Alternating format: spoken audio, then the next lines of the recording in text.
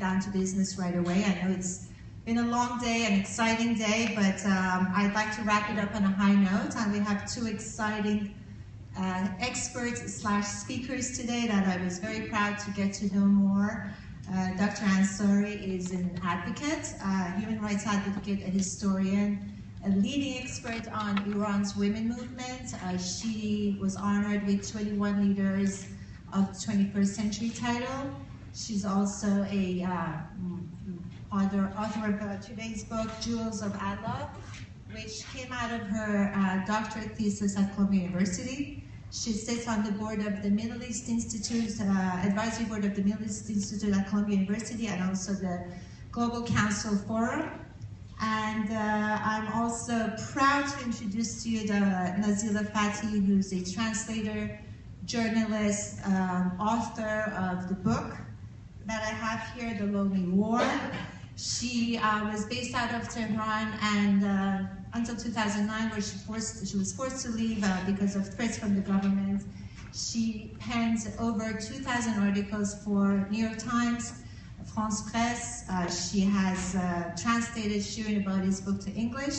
She also writes for the New York Book Review, Vogue, I think, that's one of your, yes, and Foreign Policy magazine. She was awarded with the Raoul Wallenberg Fellowship. She was also the recipient of 3 different fellowships from Harvard University.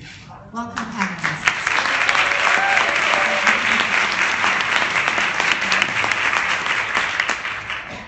Dr. Ansary, I wanted to start with you.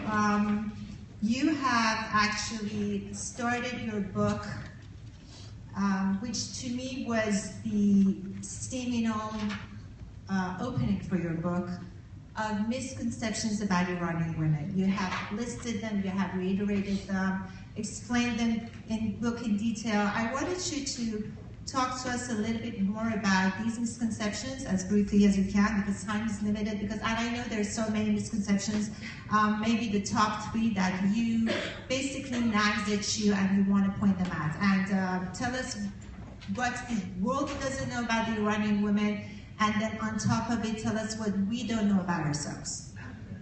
First of all, thank you so much for having me, Mariam Khosravani. I'm honored to be here. And thank you, Nazi, for the lovely introduction. There are, as you said, many misconceptions about the Iranian woman. One of the ones that really I find people are often surprised by is that there is a thriving and vibrant women's rights movement in post-revolutionary Iran, which in many ways, like most things in post-revolutionary Iran, is counterintuitive.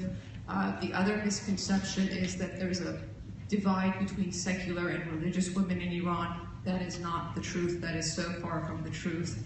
The other thing is that Iran is actually experiencing what's by textbook definition considered a viable feminist movement for the first time in Iran's history. Most people think there was a feminist movement during the Pahlavi era.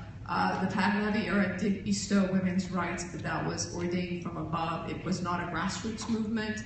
Today, it is considered a viable grassroots movement, which is fueled by women from all walks of life. What don't we know about ourselves, Dr. Ansary? What don't we, excuse me? We as Iranian women, what jumped at you? What can you highlight one aspect of our personality, of our collective psyche that we don't know about ourselves? Well, we don't, we tend to think about Iran and Iran's history. Most people do.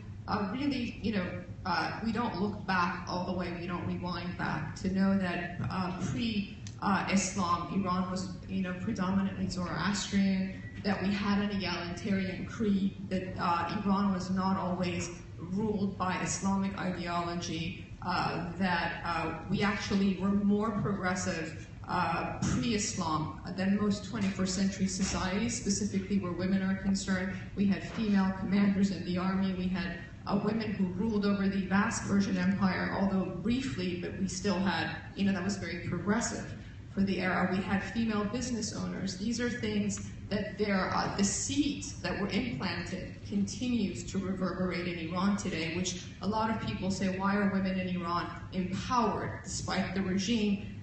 There's a lot of different components fueling this empowerment, but in order to really assess what's going on today, you need to rewind all the way to the beginning, and that's what people miss on. I want to come back to that. That's very important in your book, and I want to shed some light on it.